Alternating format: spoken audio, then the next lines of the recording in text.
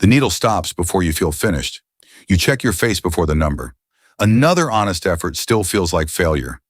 Why does improvement feel like judgment? You reach for one more book because the last plan did not settle anything.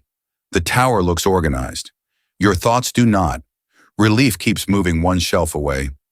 Constant improvement can quietly teach you that you are broken. The search for help becomes another daily test. Goal badges shine under the workshop lights. Everyone talks about their next version. You hide the version sitting here now. Present effort receives almost no attention. Even progress can feel unsafe when it only counts after someone can display it. The room celebrates movement, while your attention stays fixed on what is missing. Silence does not feel restful on the aligned mat.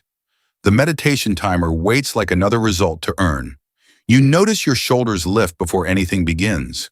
Your breath becomes another tracked outcome. Even calm has started to look like a task you can fail. That makes stillness feel surprisingly crowded. The broken measuring tape lies in the assessment room. A trainer checks posture, but your eyes search for defects. One correction becomes 3. The room calls this careful progress. The body that carried you here is treated like unfinished work before it is treated with care. Meal containers line the pickup refrigerator in perfect rows. The dividers make every choice look clean. Care has begun to resemble control. Yet one change in appetite feels like breaking a rule. Food stops answering hunger and starts answering a score no one else can see. Then the cards ask you to name every feeling. You choose carefully, as if one wrong card could expose a flaw. This is the measuring habit. It turns understanding into grading. Every answer creates another standard. But that is not the real problem. Soon even sadness must explain why it has not improved yet. Your wristband flashes while the treadmills keep moving. The machine keeps moving without doubt. You want to slow down, but the reading turns rest into evidence. A quiet minute now feels suspicious. If the number drops, did you recover or did you fall behind? A marked water bottle waits beside the clinic seats. One missed line should mean almost nothing. The missed mark feels strangely permanent. Instead, it joins the private case against you. Small habits become witnesses, and an ordinary afternoon starts feeling like a review. Lines on the Pilates wall divide the mirror into corrections. You stand straighter, then notice something else. Improvement has made attention more severe. The closer you look, the more unfinished you appear. There is no final posture when the standard keeps moving with your attention. The habit sticker roll tears at the registration area. You smooth the edge and keep setting goals. The list grows faster than relief. Each mark promises control, yet every promise creates another place to disappoint yourself. Improvement looks tidy from outside. Inside, it keeps opening new accounts. The sleep workbook remains sealed at the wellness booth. Even rest arrives with pages to complete. Sleep itself starts waiting for approval. You feel tired before learning how to sleep correctly. What happens when recovery becomes one more performance that must be tracked? The body never receives permission to simply be tired. A worn resistance band tightens around your hand at the mirror wall. The tool was meant to build strength. Now your grip stays closed after the exercise ends. Your palm remembers the pressure afterward. Effort continues in the body long after the task has stopped. One blank space appears on the challenge board. The missing stamp is tiny. One absence gains too much weight. Your confidence shrinks around it anyway. A week of showing up disappears behind one absent mark. The system records the gap, and you begin treating the gap as your identity. The store wall looks full, but your hand stays near your side. More options should feel hopeful. Choice starts to feel like accusation. Instead, each one suggests another way you are behind. The problem is not a lack of tools, it is never feeling complete. And this is where it changes. From farther back, the health consultation area looks less like a waiting room and more like a queue for better versions. Other people are called quickly and move on. You remain still, trying to find the perfect answer. How long can perfect help delay imperfect action? The time spent preparing becomes part of the problem. You are still deciding whether you deserve to begin. The workshop applause ends and the stage goes still.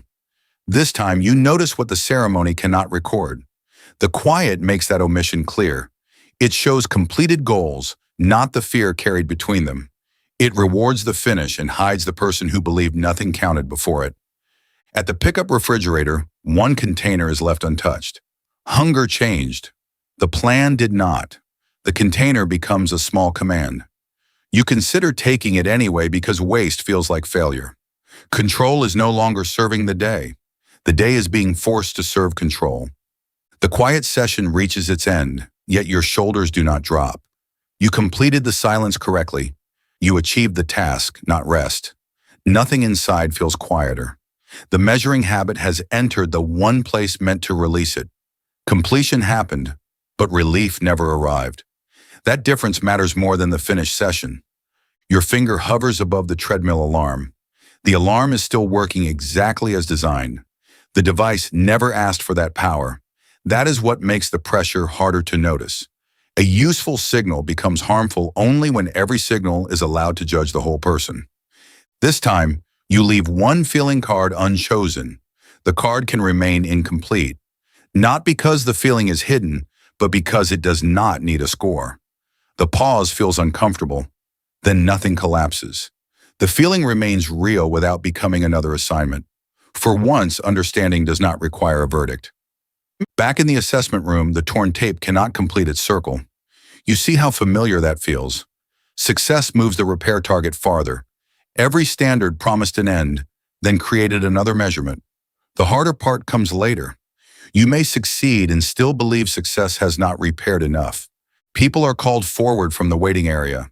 You stay seated for one extra breath. Waiting becomes a moral test. No new failure appears. No old failure disappears. The pause simply reveals how quickly your mind turns waiting into evidence that you are doing life incorrectly. Your reflection crosses the posture lines without stopping at each one. The body is still imperfect. It is also still carrying you. Caring is also a kind of truth. That small difference does not solve anything. It changes which fact receives your attention first. Other people step forward in the seminar registration area. Your hand does not reach for another system. The empty second feels exposed. Constant improvement keeps teaching the same lesson. The lesson weakens when you stop rehearsing it. Nothing has been fixed yet. Still, nothing new has been added to the case against you. At the body composition corner, the needle stops again. You look down, then toward the blank training clipboard. Your hand simply leaves the page untouched. This is not quitting. It is the first moment you stop treating yourself like damaged equipment. The number remains where it is. For once, your face does not search itself for a reason to apologize. The machine has given a result. It has not been given authority over your worth. Nothing has changed in the sleep booth. You sit without turning rest into preparation. Tiredness remains plain and ungraded. Nothing needs to be recorded. The room offers no breakthrough. That is enough to expose how often recovery was delayed until it could be done perfectly. The mirror wall still shows the same body. Your hand opens instead of tightening. Your open hand changes the room. No dramatic relief follows. The body simply stops receiving another correction for a moment. Sometimes the first cost you notice is how exhausting constant improvement has become. Other people add marks to the challenge board. You do not search for the missing one. The week becomes larger than its record. The unmarked space remains visible without swallowing the whole week. A record can contain a gap. A person does not have to become that gap. Near the bookstore display, the tall book stack feels different now. The stack no longer promises arrival. It is not a staircase toward a better self. It is a wall of unfinished instructions. You reach toward one cover, then stop. Wanting to grow was never the mistake. Needing growth to justify your current self was the cost. The store still offers more ways to improve. You walk past without choosing another tool. Movement no longer has to mean escape. The decision is small, and it proves nothing. That is why it matters. For once, you are not using action to escape the person who has to take it. The training clipboard closes beside the scale.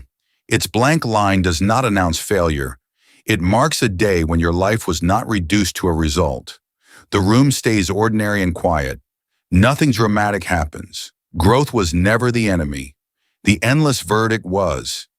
You do not become whole by treating yourself like something broken.